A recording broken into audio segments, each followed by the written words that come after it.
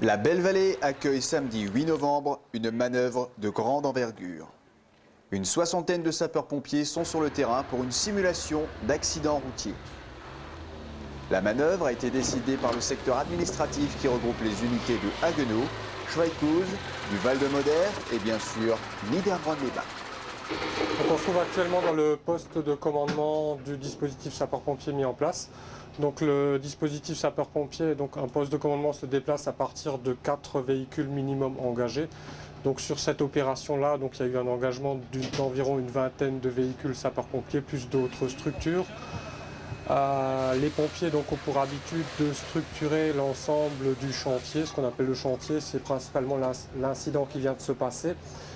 Donc ce chantier comprenait effectivement 5 véhicules impliqués avec un véhicule en feu, des victimes dans certains véhicules incarcérés, à savoir environ 9 victimes très exactement, avec ce qu'on appelle des urgences absolues et des urgences relatives qui vont être traitées par ordre de priorité défini par les médecins.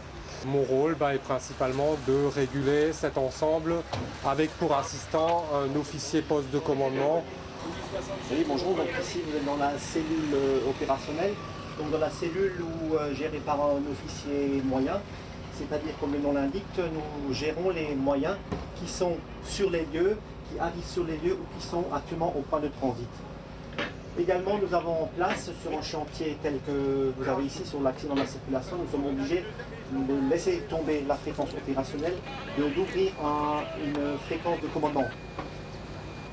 Également la gestion des blessés, des victimes, de la nature des victimes, des incarcérés, des personnes bloquées, des gestions. Il avait été décidé de faire 2 manœuvres d'envergure dans l'année.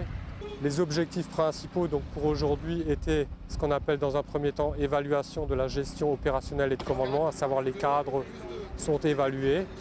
Et deuxième gros objectif, c'est on affine nos techniques de désincarcération. Mais je dirais nos gars savent faire, il n'y a aucun souci de ce côté-là.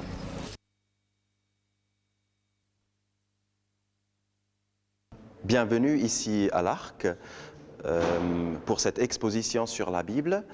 Nous sommes heureux que nous pouvons, en tant qu'Église évangélique de Reichshofen et environ, relever le défi dans cette année de la Bible, 2003, année de la Bible,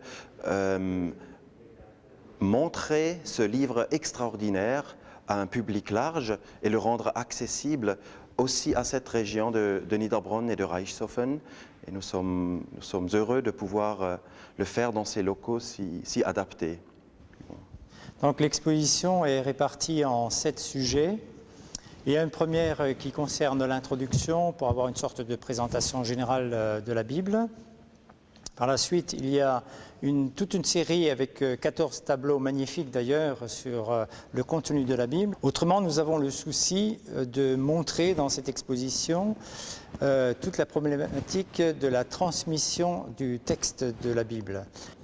Nous avons aussi un dernier sujet sur la diffusion pour nous rappeler quand même que la Bible c'est en quelque sorte le best-seller mondial, traduit en plus de 300 ou 80 langues aujourd'hui dans son ensemble et certaines portions en plus de 2000 langues. Sa diffusion est fantastique, donc effectivement le nom de best-seller est réaliste.